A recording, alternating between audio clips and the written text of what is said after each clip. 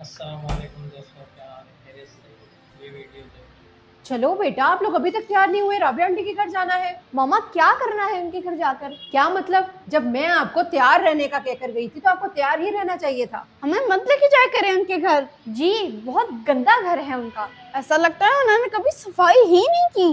उफ, क्या याद दिला दिया आपने। उस दिन उनके घर से बदबू कितनी आ रही थी। चलो घर तो गंदा है ही, कम से कम खुद तो साफ रहे।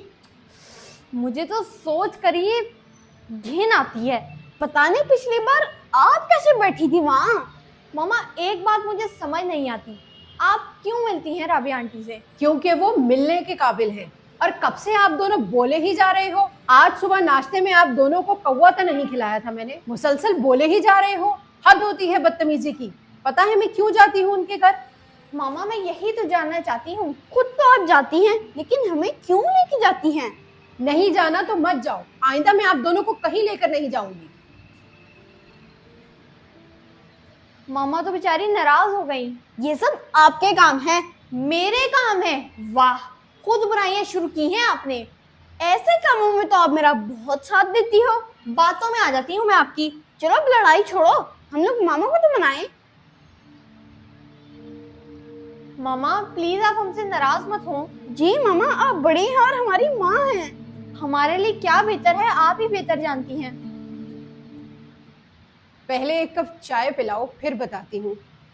जी मामा क्यों नहीं, मेरे लिए भी बनाना है जरा स्पेशल सी। स्पेशल सिर्फ मामा के लिए बनेगी।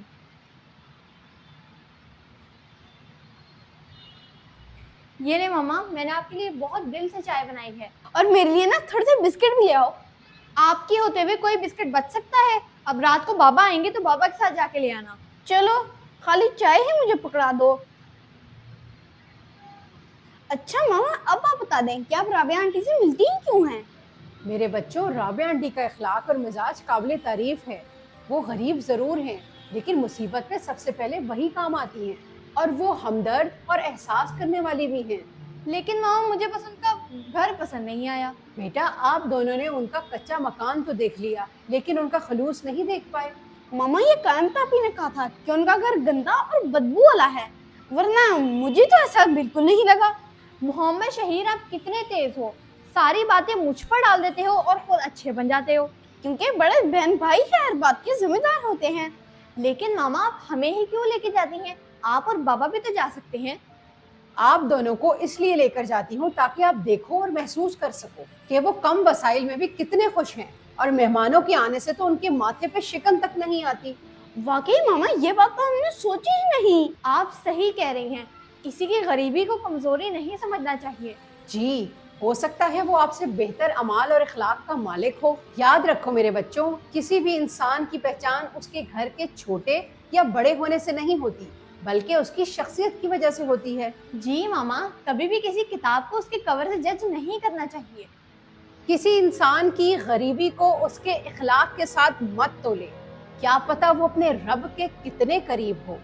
जब आप किसी के घर जाएं तो गूंगे या बहरे बनकर वापस आएं और आकर उसकी अच्छाइयों पर गुफ्तगू करें, ना कि उसकी बुराइयों पर। आप खुद जैसे इंसान होते हैं वैसे ही लोग आपके साथ जुड़ते चले जाते हैं।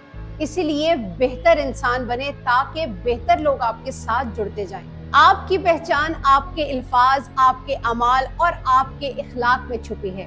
अब ये आप पर है, जैसी चाहें अपनी पहचान बना लें।